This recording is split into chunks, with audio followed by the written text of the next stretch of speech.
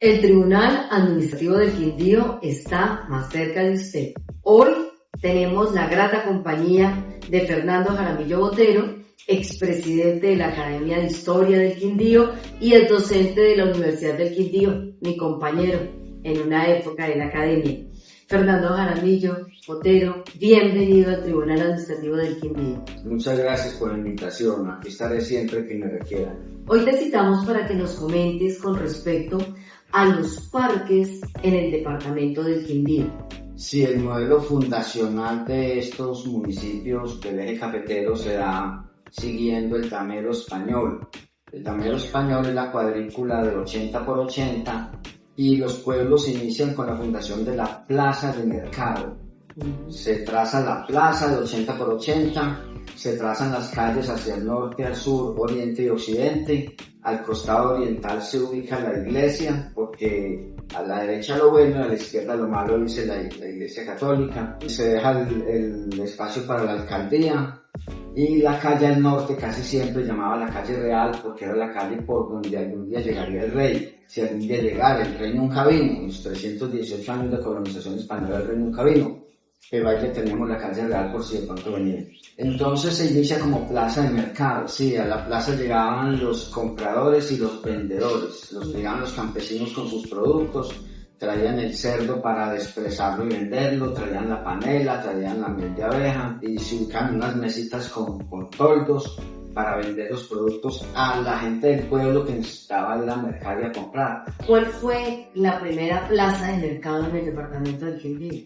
Salento, de hecho Salento acaba de cumplir años, aunque hay cierta divergencia con la fecha de fundación, porque Salento se funda en 1842 como una colonia penal para llevar a los presos políticos de la Guerra de los Supremos y los ponían a trabajar en el camino, en el famoso Camino Nacional que iba de Cartago hasta Ibagué y luego subía a Honda, pasaba por Mariquita, Honda y iba a Bogotá. O sea, ese camino que comunicaba el suroccidente del país con el centro norte. Entonces Salento es la primera fundación en 1842. Fernando, el primer parque es Salento. ¿Cuál fue el segundo parque en el departamento del Quindío? Finlandia se funda en 1878 y todos los pueblos se fundaron en torno al parque. Luego Circasia con su parque de Bolívar, repitiendo que siempre se iniciaba como una plaza. En 1930, para conmemorar los 100 años de la muerte de Simón Bolívar, el gobierno nacional saca un decreto pidiéndole a alcaldes y gobernadores nombrar parques principales, avenidas, edificios importantes, colegios, escuelas, universidades con el nombre de Simón Bolívar. Montenegro se funda en 1890, producto también de la colonización antioqueña, de esos antioqueños que se vinieron de norte a sur fundando pueblos. Armenia en 1889 y Montenegro en 1890. Y en el Parque Montenegro hay una característica, es que se siembran unos árboles de mango que todavía están. Todos los parques del Quindío, menos el de Córdoba, se llaman Parque Bolívar, como homenaje a Simón Bolívar, desde 1930. Fernando, las medidas de todos los parques a nivel del departamento del Quindío, Quimbaya, Córdoba, Buenavista, los municipios que ya hemos mencionado, ¿tienen las mismas medidas? Sí, a excepción de Buenavista. ¿Y por qué el de Buenavista? Porque Buenavista no nació como municipio, sino como corregimiento. Entonces el parque era mucho más pequeño, la placita era más pequeña y el parque era más pequeño. Buenavista ascendió a municipio cuando se crea el departamento del Quindío, porque cuando se crea el departamento del Quindío se crea con 10 municipios, hoy tenemos 12, pero todos los parques y plazas del Quindío siguen el modelo español del damero español 80 por 80, o sea 6.400, que es lo que en tierra se conoce como una cuadra o una plaza. ¿Cuántas esquinas tiene normalmente el parque aquí en los municipios del departamento del Quindío?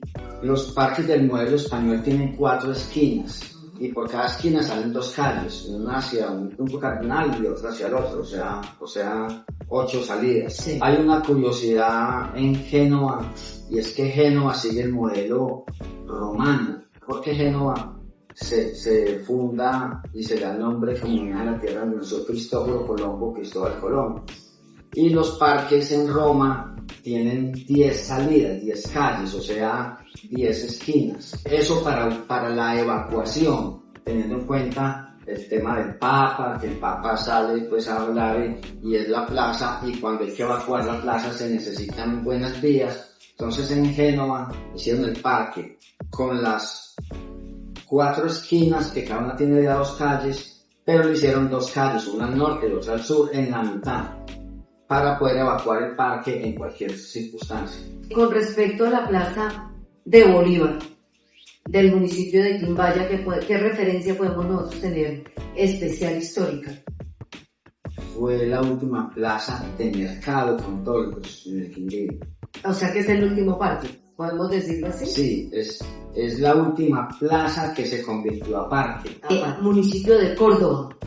¿Qué nos puedes contar tú de esa plaza del municipio de Córdoba? Córdoba tiene una característica, es que es el único parque que no se llama Parque Bolívar, se llama Parque de Córdoba, pero tiene un elemento especial, es que el municipio de Córdoba se escribe con B larga, con B labial, como enseñaban en la escuela hace 50 años, y el departamento de Córdoba también es con B larga, porque provienen de Córdoba, España. ¿Qué podemos hablar de la plaza, que posteriormente volvió parque, en el municipio de Pijao y en el de Tebaida?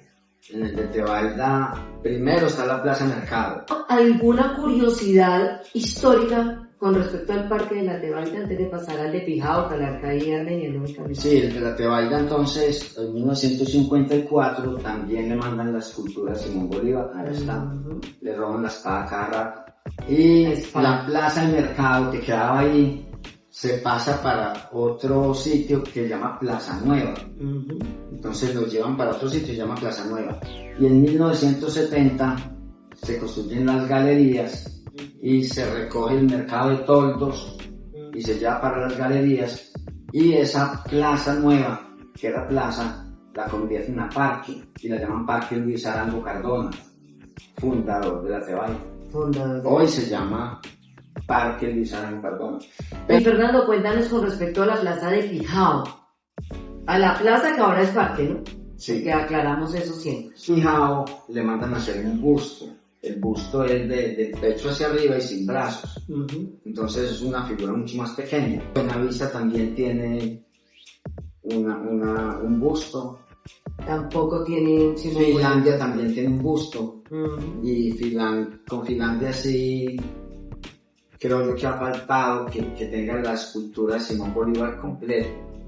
Porque Simón Bolívar pasó el 5 de enero de 1830 por Salento, pero también por Finlandia. Ahí está la placa, ¿no? En la plaza. Claro, ahí está la placa, entonces debería tener al Simón Bolívar con la espada hacia arriba, porque la escultura de Simón Bolívar tiene la espada hacia arriba por donde pasó.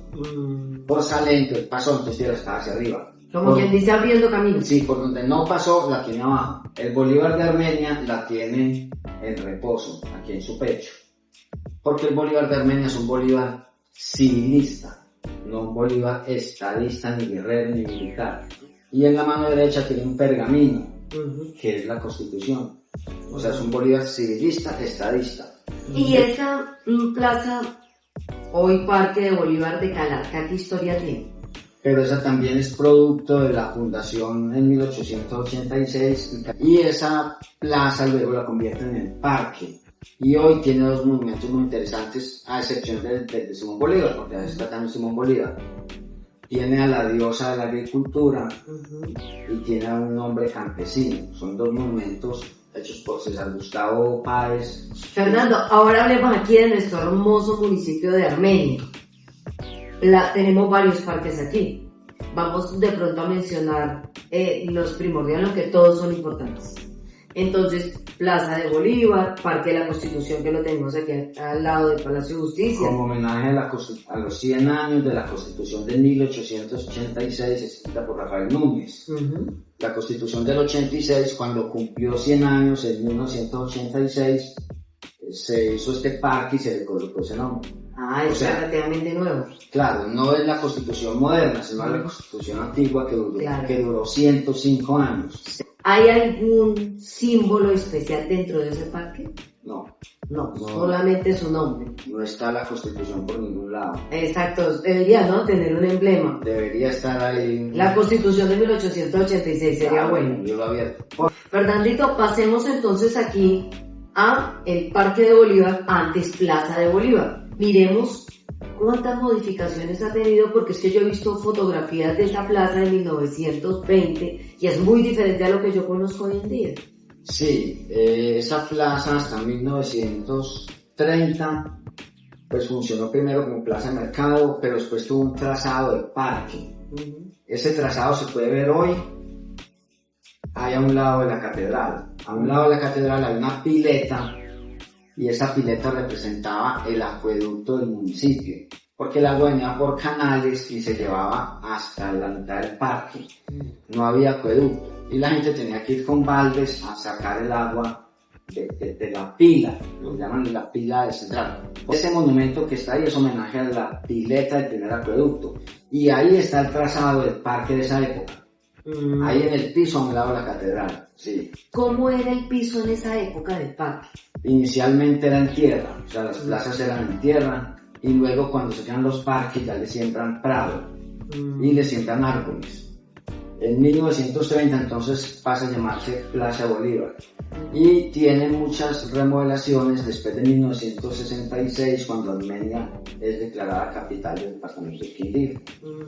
Una de ellas es cuando instalan el monumento al esfuerzo del maestro Arenas Betancourt, que lo tenemos ahí todavía. Sí. Se instaló ese monumento, el monumento al esfuerzo, representando la fuerza y el empuje del hombre cuyabro, levantando a la mujer que con su velo hace alas. Entonces muestra la fortaleza de la raza cuyabra que funda esta región. Cuando hicieron ese monumento quedó más grande y más alto que la escultura Simón Bolívar, y nadie debe estar por encima de Simón Bolívar, el libertador. Entonces al Bolívar le tuvieron que hacer un pedestal altísimo que está por ahí arriba, que casi nadie lo ve. Por eso es que ese Bolívar está tan alto, porque no podía quedar por debajo del monumento al esfuerzo. Claro, Hernando, hay otros parques aquí muy interesantes en Armenia, como el Parque Sucre, el Parque Fundadores, el Parque Aborígenes, el Parque Uribe, por nombrar algunos, igual en Valencia. ¿Tú qué nos puedes referenciar de esos parques? Bueno, todos tienen su connotación histórica y la razón de su nombre. El Parque Uribe es como homenaje a Rafael Uribe Uribe, liberal líder de la guerra de los 1000 días, asesinado en 1914 en las gradas del Congreso Nacional. Y ese parque fue obra de un primo de él, Carlos Barrera Uribe, que era un jefe político de la zona en esa época, y él pidió que se le hiciera un parque a Uribe Uribe. Allá hay un busto de Rafael Uribe Uribe. El Parque Sucre, cuando se funda Armenia con la plaza del mercado, se crea el Parque Sucre para esparcimiento. Entonces ya se le colocan árboles, se siembran árboles, se colocan unas sillas, se hace un kiosco para las retretas. Entonces esa era la plaza de mercado y el Parque Sucre era el parque. Me comentaban que tenía fauna. Claro, porque había mucha vegetación, sembraron muchos árboles. Se dice que esa ceiba que está ahí tiene más de 100 años, la ceiba, que es muy bonita, muy grande, tiene más de 100 años, y luego se sembraron samanes y otro tipo de árboles. En ese parque hay varias placas, una placa homenaje a Carolina Soto, a María Teresa Incapié, está el Yo Amo Armenia, que eso lo han instalado en casi todos los municipios colombianos. Ese es copiado de I Love New York, Yo Amo Nueva York, de 1977, cuando se quiso posicionar a Nueva York como la capital del mundo. Allá también hay una fuentecita de agua y lógicamente el busto del mariscal Sucre. Sucre ya el título de mariscal, y en las Fuerzas Armadas de Colombia no existe ese título de mariscal. A Sucre, que era venezolano, ese título se lo dio el Congreso del Perú. Y el Parque Fundadores se fundó para celebrar los 75 años de Armenia.